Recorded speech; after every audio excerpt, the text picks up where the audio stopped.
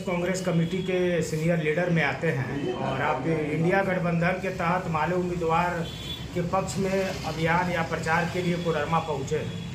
क्या एजेंडा लेके आप जाएंगे जनता के बीच में? ये जो गठबंधन का और कांग्रेस का जो एजेंडा है उसके बारे में बताएं।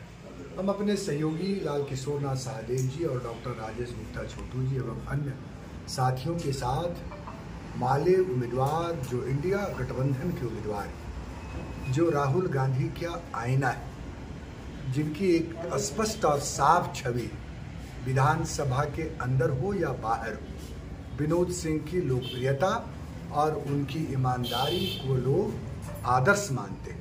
ऐसा उम्मीदवार कोडरमा लोकसभा सीट से इस बार दिया गया है। झारखंड के अंदर इंडिया गठबंधन की लहर चल रही है।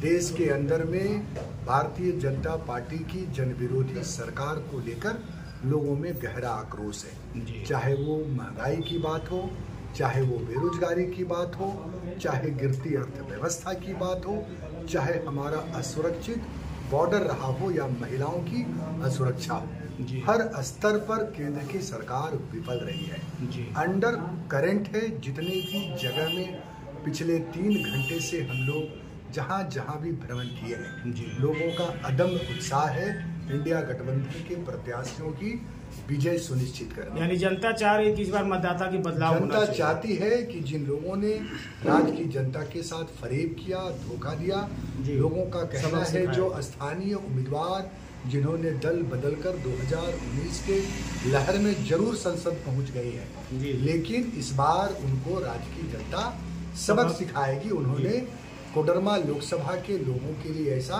कुछ भी काम नहीं किया है जिससे लोग उनको दोबारा मतदान करें। तो कांग्रेस पार्टी और राहुल गांधी जी की जो 5 न्याय गारंटी है, आपको याद होगा कल लाल कृष्ण आडवाणी जी जो जिन्हें राष्ट्रपति पुरस्कार से नवाजा गया, उन्होंने भी राहुल गांधी के समर्थन में बहुत बड़ी बात कही कि देश में राहुल गांधी जैसा नेता बहुत मुश्किल से मिलता है और उनका जो है एक प्रभाव।